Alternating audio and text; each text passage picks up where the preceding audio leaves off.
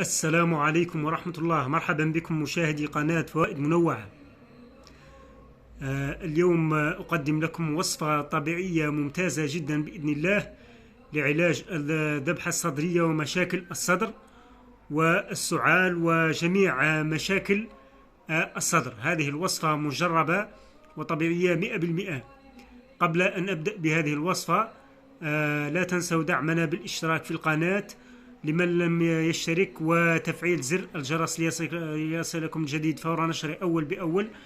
ولا تنسوا دعمنا بقوة بالضغط على علامة لايك أو الإعجاب بهذا الفيديو لكي ينتشر ويتوسع ويستفيد منه جميع الناس. بارك الله فيكم. لا أطيل عليكم في المقدمة.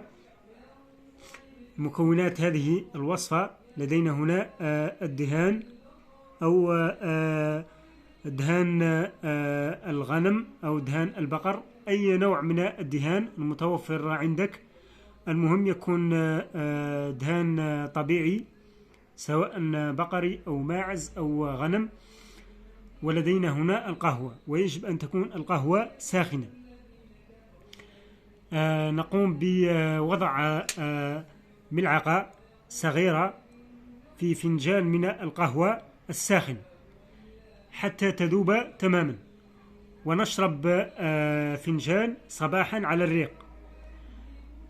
تستعمل هذه الوصفة لمدة 2 أو 3 حتى تشعر بتحسن، بعدها تتوقف عن هذه الوصفة وستلاحظ الفرق والنتيجة المبهرة بإذن الله.